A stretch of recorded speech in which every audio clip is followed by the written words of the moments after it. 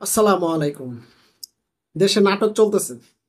খুবই নাটকটা জোশ হইতাছে। ওদের জন্য নাটকটা ওদের কাছে ভালো লাগতেছে। কিন্তু এই নাটকটা দেশের জনগণের কাছে, ধর্মপ্রাণ মুসলমানদের কাছে ভালো লাগবে কিনা এই চিন্তাটা একবারও করতেছে না। এই চিন্তাটা যদি করতো তাহলে ওরা নাটকটা করতো না। এই ধরনের নাটক কখনোই করতো না। দেখুন, ধর্মবিদ্বেষী বাংলাদেশে রাজনীতি চলবে না। ধর্মকে নিয়েই এই বাংলাদেশে রাজনীতি করতে হবে। আর আলেমুলামাদের পিছনে লেগে কোনো লাভ নেই। আলেমুলামাদের পিছনে লাগা মানে ধর্মের বিরুদ্ধে যাওয়া। আর যারা ধর্মের বিরুদ্ধে যায় তাদের পরিণতি কি হয়, এটা এটা কিন্তু আওয়ামী লীগ থেকে শিক্ষা নেওয়ার দরকার সবার। হ্যাঁ, আগামীতে যারা ক্ষমতায় আসবে, বিএনপি আসুক আর যে আসুক না কেন, তাদের এই জিনিসটা শিক্ষা নেওয়ার দরকার যে আওয়ামী লীগ কিন্তু মুসলমানদের বা ধর্মের বিরুদ্ধে গিয়ে, দেশের আলেমুলামাদের বিরুদ্ধে গিয়ে কিন্তু আওয়ামী লীগের পতন এসেছে। আওয়ামী লীগ কিন্তু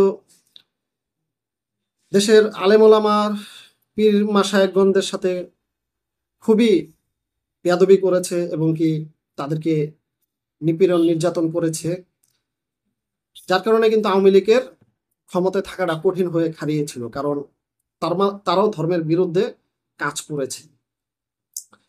তো দেখুন, বর্তমানে একজন ছাত্রদলের একজন নেতা, বিএনপির অঙ্গ সংগঠনের এই নেতা যে সমস্ত কথাবার্তা বলতেছে, এগুলো মানানসই নয়। এই কথাগুলো তাকে কে শিখিয়ে দিচ্ছে, বা বিএনপির পক্ষ থেকে শীর্ষ নেতারা তো এই ধরনের কথা বলবে না, বা ভারপ্রাপ্ত চেয়ারম্যান জনাব তারেক রহমান বা ম্যাডাম খালেদা জিয়া তিনিও কিন্তু এই ধরনের কথাবার্তা তো বলবেই না। আর নেতাকর্মীদের এভাবে উস্কানিও কখনোই দিবে না তারা। এই ধরনের নেতাকর্মীদেরকে বিএনপির ভিতরে এখনো আছে বা রেখেছে, এটা মানুষের মনে প্রশ্ন জাগে, কেন এই ধরনের নেতাকর্মী এখনো বিএনপির ভিতরে আছে, তারা ধর্মের বিরুদ্ধে কথা বলতেছে।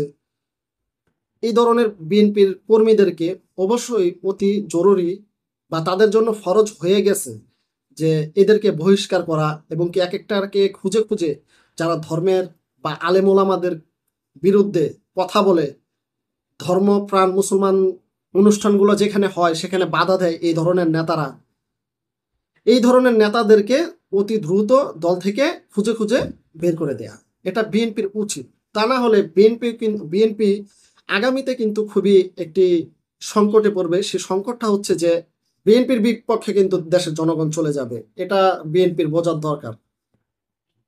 এই ছাত্রদল নেতা তিনি বলতেছেন যে আমির হামজার পেছনে নামাজ পড়া যাবে না। আমির হামজার পেছনে নামাজ পড়া যাবে না, ছাত্রদল নেতা যে এই কথাটা আপনি বলতেছেন, আরে ভাই, আপনি কি এখনো জ্ঞান হয় না আপনার? এই দেখুন, পাশের স্ক্রিনে আপনি দেখতে পাচ্ছেন, দেখুন এখানে লেখা আছে কিন্তু, সে যেখানে দাঁড়িয়ে বক্তব্য দিচ্ছে সেখানে সে বোর্ডের উপরে লেখা আছে কিন্তু এখানে যে হে প্রভু আমাকে জ্ঞান দাও বা জ্ঞান দান করো, এই ধরনের লেখা দেখুন। তো ও এই বক্তব্য কিভাবে দেয়, এই বক্তব্যটা কিভাবে দেয়, তার জ্ঞান কতটুকু, এটা এখন প্রশ্ন। বিএনপির চরম পন্থার, বিএনপির ভিতরে কিছু রাজনৈতিক নেতাকর্মী আছে এবং কি ছাত্রদলের ভিতরেও চরমপন্থার কিছু নেতাকর্মী আছে, তারা কিন্তু বিএনপির বদনামগুলো করতেছে। আমাকে হয়তো বা অনেকজন ভুল বুঝতে পারেন যে আমি বিএনপির বিরুদ্ধে কথা বলি, ভাই বিএনপির আমি বিরুদ্ধে কথা বলি না ভাই। বিএনপির যারা বিএনপির ভিতরে থেকে বিএনপির বদনাম করতেছে, আমি তাদের বিরুদ্ধে কথা বলি। যার কারণে প্রায় সময় বিএনপি বিএনপি বলে আমি কথাগুলো উঠাই যে বিএনপি খারাপ করতেছে। তো বিএনপি তো সবাই তো খারাপ না। জনাব তারেক রহমান কি ধর্মনিরপেক্ষ রাজনীতি করতে পারবে বাংলাদেশে? তারা ক্ষমতায় যেতে পারবে ধর্মের বিপক্ষে গিয়ে? বা ম্যাডাম খালেদা জিয়া যখন এই দেশ 15 বছর চালাইছিল, তখন কি সে কি ধর্মের বিপক্ষে গিয়ে কি রাষ্ট্র পরিচালনা করছিল? করে নাই।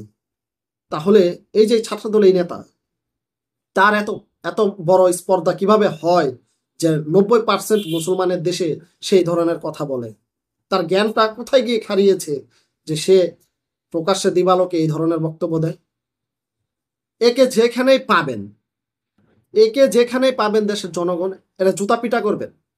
কারণ এই ধরনের ধর্ম বিদ্বেষী বা আলেমোলামা বিদ্বেষী যারা ওয়াজ মাহফিলে বাধাগ্রস্ত করে, বিএনপির ভিতরে থেকে বিএনপির বদনাম করতেছে, বা ছাত্র দলের ভিতরে থেকে বিএনপির বদনাম করতেছে, ছাত্র দলের বদনাম করতেছে, যারাই ধর্মীয় অনুষ্ঠানগুলোতে বাধা দিবে বিএনপির ভিতরে যে সমস্ত নেতাকর্মী, ছাত্র দলের নেতাকর্মী যারাই বাধা দেবে, এদেরকে আপনারা তাদের হিস্সাটা বুঝিয়ে দিবেন, তাদের সুন্দর করে এদেরকে আপ্যায়ন করবেন আপনারা।